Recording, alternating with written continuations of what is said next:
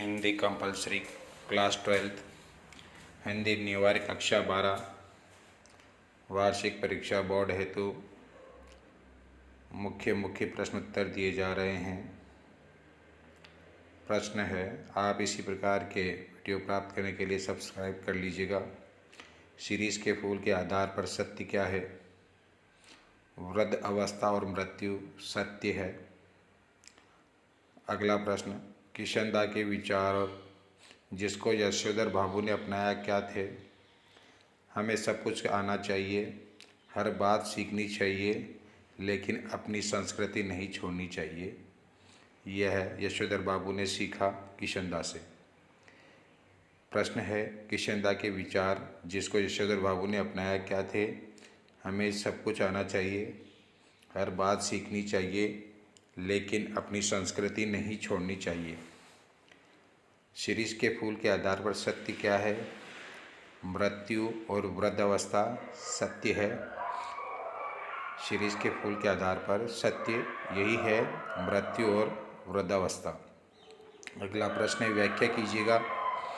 प्रातः नभ था बहुत नीला शंख जैसे, भोर का नभ राख से लिपा हुआ चौका। इसकी व्याख्या करनी है। तो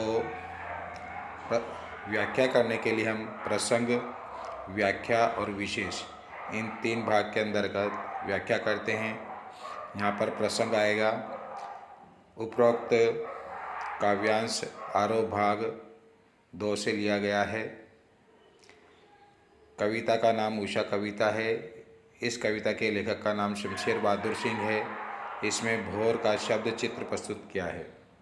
फिर व्याख्या में अपन इसी की डिटेल लिख देंगे कि प्रातः नभ बहुत नीला जैसा लिख रहा है, शंख जैसा लग रहा है। ये ऐसा लग रहा है जैसे राख से लीप दिया गया हो। जिस प्रकार चौका लिपा जाता है चूल्हे के आसपास का क्षेत्र, उसी प्रकार आकाश को लीप दिया गया है। इस प्रकार से हमें सुबह की सुंदरता का वर्णन करना है व्याख्या के अंतर्गत। फिर विशेष में हम ये लिखेंगे इसमें अलंकार कौन सा है, शैली कौन सी है, बिंब कैसा है, विशेष बात क्या बताई गई है। तो अलंकार रूपक अलंकार है,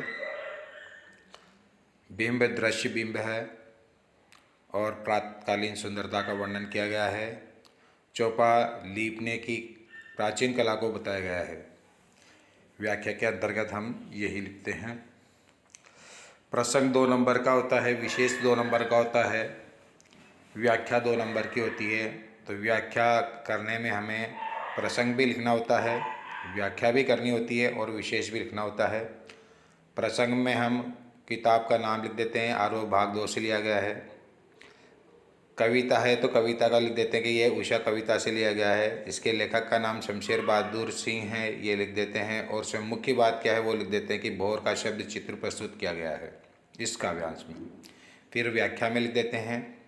व्याख्या में जो कुछ दिया गया है उस कविता में पूरा लिख देते हैं। फिर विशेष लिख देते हैं।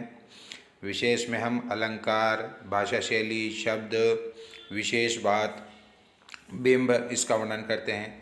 यहाँ पर अलंकार रूपलंकार है, बिंब दृश्य बिंब है, प्रातकालीन सुंदरता का वर्णन है और चौका लीपने की प्राचीन कला बताई गई है। चौका लीपने की, चौका मतलब चूल्हा।